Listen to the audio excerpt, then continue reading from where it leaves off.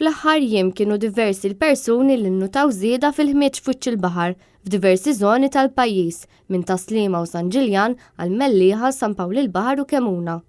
Il-Federazzjoni tal-Produtturi Maltin tal-Akwakultura ċaħdet li dan il-ħmieġ kien konness mal-industrija tal-fish farms. Iċ-ċaħda ħarġet fi stqarrija b'reazzjoni għal ritratti li kienu qed iduru fuq il-medja soċjali. Il-Fondazzjoni qalet ukoll li wara investigazzjoni fil-post imwettqa minn membri tagħha irriżulta li din ir-rawa ma kellha xejn x'taqsam ma' żjud li joħorġu mill-fish farms, imma kienet ir-riżultat ta' fenomenu naturali li seħħ wara l-maltemp qawwi li ħakem lil pajjiżna fl-aħħar jiem.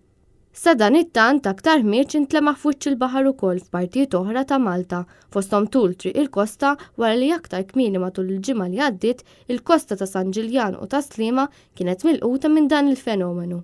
Sa dan it-tant l-FMAP permezz tal-operaturi tagħha qalu li qed jagħmlu ispezzjonijiet tul il-kosta Maltija sabiex jitnaddaf kwalunkwe tip ta' ħama li ġie ġenerat bħala riżultat tal-maltempati kbar madwar Malta. Minħabba dan il-fenomenu ħafna ma setgħux igawdu l-aħħar ftit jiem sajfin li fadal.